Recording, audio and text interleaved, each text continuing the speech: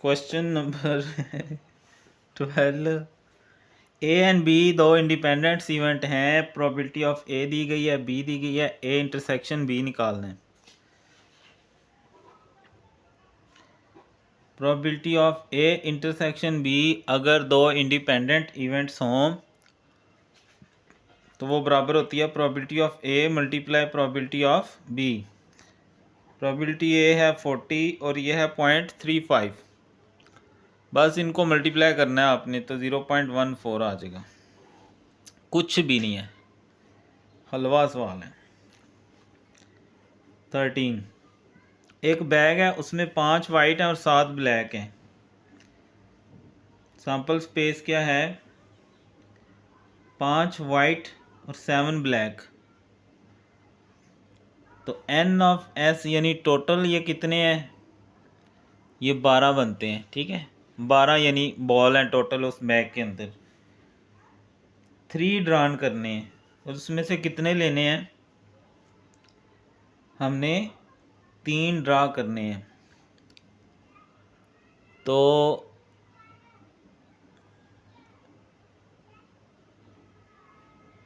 12, अच्छा ये जो एन ऑफ एस है ना वो आएगा 12 टोटल हैं और 3 लेने हैं। अब नीचे वाली वैल्यू चेंज हो गई है तो अब हमें यहाँ कम्बिनेशन लगानी पड़ेगी। तो ये देखें 12 ये सी है, ये 12C3, तो ये आ गया 220। ठीक है, तो ऑल आर वाइट। तो पहला क्या है कि जी सारे के सारे वाइट हैं, तो उसका नाम रख लेते हैं लेफ्ट इवेंट ए जो है क्या है? All are white. N of A क्या होगा? अब बेटा गौर से देखिएगा, वाइट है 5C3। ठीक है, 5C3। अब 3 थे, तीनों ही हमने वाइट से ले लिए हैं, तो जो ब्लैक था उसमें से कितने आएंगे? 0। ठीक है, क्योंकि तीनों के तीनों हमने वाइट से ले लिए ना, तो ब्लैक रह गए वापस। तो 5C3 लेते हैं, 5 ये कम्बिनेशन 3 10 आ गया, और 7C0 ये 1 होता है, तो ये आ गया 10। ठीक है, ये एक नई चीज़ है जो पीछे से अब हट के आई है, तो इसको समझ लें अच्छे से। फार्मूला वही, प्रोबेबिलिटी ऑफ ए बराबर एन ऑफ ए बटा एन ऑफ एस।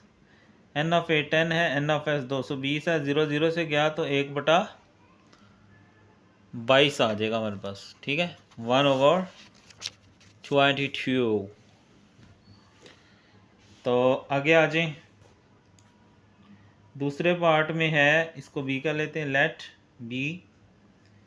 अब क्या है? 2 वाइट हों, 2 वाइट 1 ब्लैक। अब देखिएगा कैसे है। जो वाइट हैं वो 5 हैं, उसमें से हमें लेने हैं 2, ब्लैक 3 है और 7 है, उसमें से लेना है 1। समझ आ गई? 5 वाइट हैं, 2 लेने हैं, और 7 ब्लैक हैं, 1 लेना है। 5C2 7C1 ये तो आएगा 7, 5C2 तो ये भी आ गया 10, तो ये आ जाएगा 70। तो प्रोबेबिलिटी ऑफ बी बराबर एन ऑफ बी बटा, ये नहीं चेंज होता भाई, बी 70 है, टोटल सैंपल का हमने ये निकाला हुआ है 220। 0 0 से काटो तो 7/22 आ जाएगा। ठीक है, क्वेश्चन नंबर 14 है, 3 कॉइन टॉस किए गए हैं, सैंपल स्पेस बनाए और प्रोबेबिलिटी निकालें 3 टेल्स की। तो कोई मसला ही नहीं, मसला ही नहीं जनाब, मसला ही नहीं। जो बच्चे ऑनलाइन हाँ वो कमेंट कर लेगा, कर रहे हैं। तो किधर गया रे, किधर गया, किधर गया रे, किधर गया? हो गया सीधा भाई साहब। चलो जी, तो ये देखे सैम्पल स्पेस कैसे बनाना है। हेड टेल, ये आगे एक दफ़ा, दूसरी दफ़ा लगाना है तो दोबारा हेड टेल लगा लेंगे इसके साथ, हेड और टेल, और टेल के साथ भी एक हेड और एक टेल लगा लेंगे। ये बनेगा डबल सैंपल। मैंने वैसे पहले आप सिखा चुका हूँ शॉर्ट क्वेश्चन में भी। तीसरा बनाना है तो दोबारा हेड टेल लगा लें, इसके साथ भी दोबारा हेड टेल, इसके साथ भी हेड टेल। ये 3 टाइम्स के लिए होता है। अब देखें लिखना किसको है कैसे, sample space head head head, ये 3 टाइम्स वाला सैंपल हो गया। पहला आ गया हेड हेड हेड, दूसरा हेड हेड टेल, और फिर head tail head, head tail head, फिर हेड टेल टेल, और फिर नीचे आ जाए टेल हेड हेड, फिर tail head tail, tail tail head, tail tail tail. Okay हो गया जी। तो ये बना लिया हमने sample space. N of S करें तो ये हमारे बनेंगे तकरीबन 1 2 3 4 5 6 7 8। शॉर्ट क्वेश्चन में मैंने इसके 3 मेथड आपको सिखाए थे, वो आप उसमें देख सकते हो। पता नहीं अब कौन सा सवाल है। तो अब जो इवेंट है हमारा वो क्या है, 3 टेल्स, 3 टेल आए, तो वो ये सिर्फ एक ही है, tail tail tail. N of A यानी इनकी तादाद ये कितने हैं, एक ही इवेंट है ना, तो प्रोबेबिलिटी ऑफ ए क्या आ जाएगी, एन ऑफ ए बटा एन ऑफ एस। ये देखो ये चेंज नहीं होता। ए 1 है, टोटल सैंपल 8 है, तो 1/8 आ जाएगा। ठीक है जी। पहले सैंपल बनाना है, फिर देखना है उसमें से क्या चीज़ चाहिए। तो हमें उसमें से 3 टेल चाहिए थे, वो एक ही दफ़ा आया हुआ था, तो 1/8 हमारी प्रोबेबिलिटी आ गई। 3 कॉइन आर टास्क्ड, अभी हमने टास्क किए हुए हैं वही है। प्रोबेबिलिटी निकालो नो हेड, ठीक है, प्रोबेबिलिटी ऑफ नो हेड। तो अगर नो हेड की प्रोबेबिलिटी निकालें तो वो तो सारे टेल ही होंगे ना, तो यही यस यही है। ठीक है, यही जवाब आएगा। बस में यहाँ वर्ड्स चेंज हो जाएंगे। ठीक है, let A equal to no head है ना, बस ये इंग्लिश चेंज होगी। बाकी इधर क्या आएगा, टेल टेल टेल। तो एन ऑफ ए कितना है, ये 1 है। नो हेड का मतलब कोई हेड ना हो, तो टेलों में कोई हेड नहीं है ना, तो प्रोबेबिलिटी ऑफ ए क्या होगा, एन ऑफ ए बटा एन ऑफ एस। ए 1 है और टोटल सैंपल 8 है। दूसरा है एटलीस्ट 3 हेड्स। एटलीस्ट 3 हेड्स का मतलब कम अज़ कम, अच्छा पीछे हमने पढ़ा था एटलीस्ट, एटलीस्ट का मतलब था कि कम अज़ कम 10, ऐसे ही इसमें कम अज़ कम 3 हेड। ठीक है, तो शुरू करते हैं। इसका नाम लेट बी इवेंट रख लेते हैं। एट लीस्ट 3 हेड, कम से कम 3 हेड होने चाहिए, तो वो एक ही सैंपल है जिसमें 3 हेड है। ठीक है, तो एन ऑफ बी आ गई 1, और प्रोबेबिलिटी ऑफ बी वैसे ही, ठीक है, एन ऑफ बी बटा एन ऑफ एस, तो ये भी 1/8 आ जाएगा, ऊपर वाले की तरह ही। ठीक है,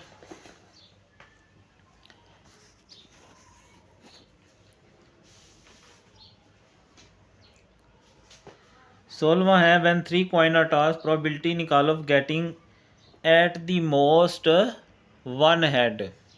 ठीक है, एट द मोस्ट का मतलब ये होता है कि ज़्यादा से ज़्यादा एक हेड हो। ठीक है, कम जितने मर्जी हो जाए, एट द मोस्ट यानी एक हेड से ज़्यादा ना हो। ठीक है, कम हो सकते हैं।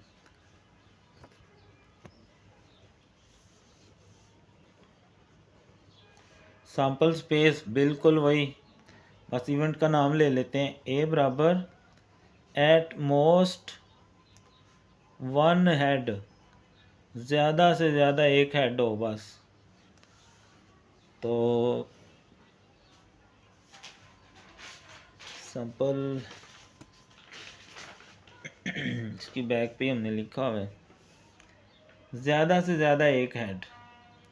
तो ये है हेड टेल टेल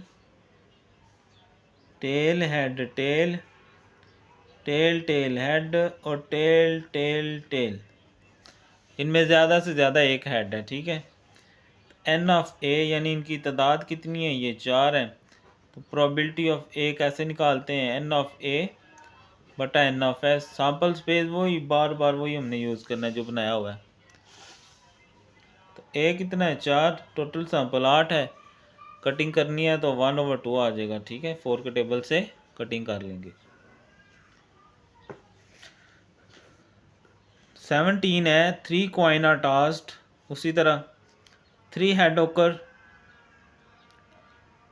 तो ये जो एटलीस्ट 3 हेड वाला है ना, ये वाला है। ठीक है, 1/8 आया था ना, वही है।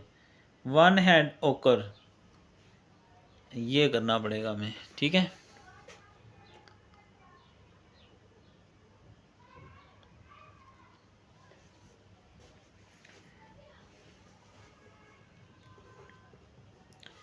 इवेंट का नाम ए रख लेते हैं। 1 हेड, सिर्फ एक हेड। तो ये जो ऊपर लिखा हुआ है ना, ये एक हेड वाला ही है, बस इसमें से टेल टेल वाला निकल जाएगा क्योंकि उसमें कोई हेड नहीं है। बाकी वही मैंने ऊपर वाला ही लिखा है, बस टेल टेल टेल निकाल दिया अंदर से। तो एन ऑफ ए यानी इनकी तादाद कितनी है, ये 3 है। तो प्रोबेबिलिटी ऑफ ए कैसे आएगा, एन ऑफ ए बटा एन ऑफ एस। तो ये 3/8 आ जाएगा। ठीक है, इस तरह ये भी हल हो गया। Question 18, a ball is drawn from a bag containing 5 red 6 white 4 black 3 orange. Red और ब्लैक यूनियन वाला सवाल है। ठीक है, तो सबसे पहले अपना सैंपल देख लेते हैं। सैंपल में क्या क्या है, 5 रेड हैं, 6 वाइट हैं, 4 ब्लैक हैं और 3 ऑरेंज बॉल हैं। एन ऑफ एस, अच्छा ये हमने पीछे भी इस तरह का किया, ये कम्बिनेशन वाला सवाल आ गया। ठीक है, तो प्रोबेबिलिटी हमने आ बॉल ड्रॉन की लेनी है। ठीक है, एक बॉल ड्रॉन की।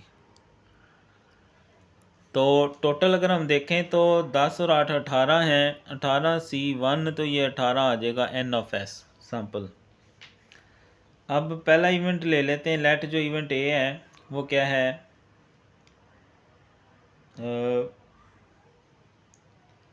Red ball, red ball.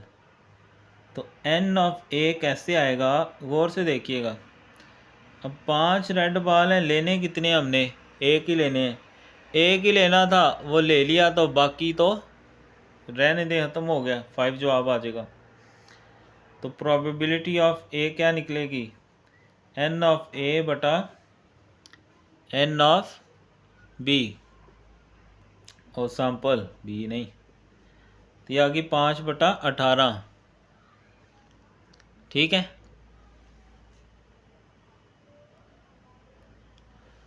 और जो इवेंट बी है वो हम कह लेते हैं जी, वो ब्लैक बॉल है, ब्लैक बॉल।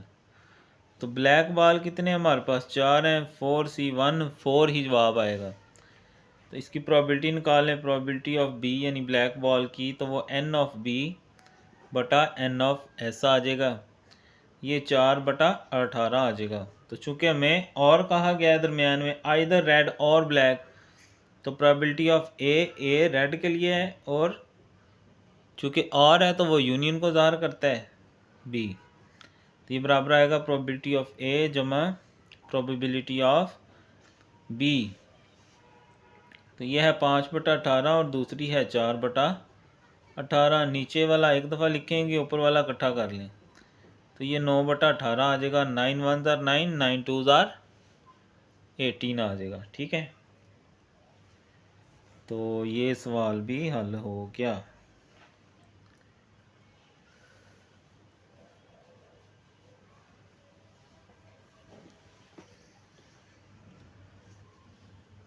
क्वेश्चन नंबर है 19। 19 में हमें कहा गया है कि 2 बॉल सेलेक्ट करनी है। एक बॉल में 4 वाइट हैं और 2 ब्लैक बॉल हैं।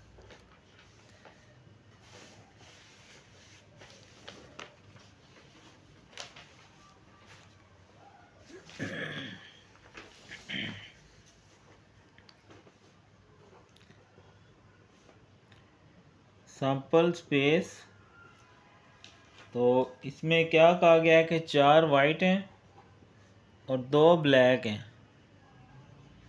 तो n ऑफ s, टोटल 6 बाल हैं, उसमें से 2 निकालनी है। 6c2 हमने कैलकुलेटर से फाइंड कर लेना है। 6 ये कम्बिनेशन और 2, तो ये आ गया 15। ठीक है, अब जो इवेंट है वो क्या है, बोथ आर वाइट। ठीक है, लेट इसको ए कहते हैं, बोथ आर वाइट। अब वाइट कितने हैं, 4 है, और दोनों ही वाइट हों तो 4c2 आ जाएगा। तो 4c2, तो ये आ जाएगा 6। तो इसकी प्रोबेबिलिटी निकाल लें। प्रोबेबिलिटी ऑफ ए, अच्छा ये n ऑफ ए निकल गया हमारा। ठीक है, यहाँ पर ये जो आगे निकला है,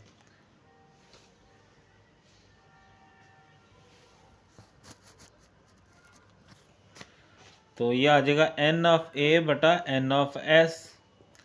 ए 6 है और वो 15 है।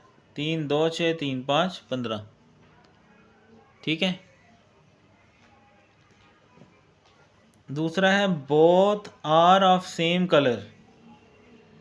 Both are of same colour, इसका अब ये तो और वाला हो जाएगा। हो सकता है कि वो दोनों वाइट हों या दोनों ही ब्लैक हों। ठीक है, लेट इसको बी कह लेते हैं। Both are of same colour. ठीक है, अब क्या हो सकता है both are of same colour, N of B अगर मैं निकालूं तो क्या हो सकता है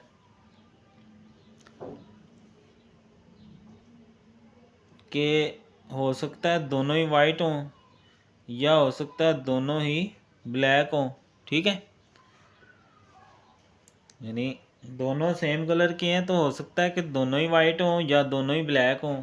4 है ना वाइट, 4c2 या दोनों ही हो सकती हैं। तो 4c2 हमने ऊपर निकाला था, 6 है। 2c2 देखते हैं क्या होता है, आई थिंक 1 ही आएगा। तो ये आ गया 1, तो ये हो गया टोटल 7। इसकी प्रोबेबिलिटी निकाल लेते हैं बी की। N of B over N of S, तो ये 7 है और टोटल सैंपल हमारा ये 15 निकला हुआ है। ठीक है, तो इस तरह ये हमने क्वेश्चन नंबर 19 भी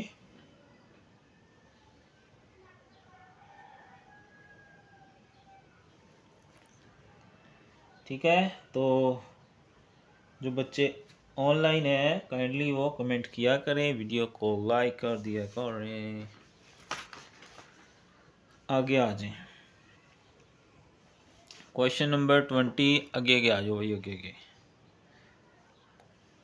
तो मेरा ख्याल है 20 मिनट की हो गई है। नेक्स्ट कवर करते हैं फिर नेक्स्ट में।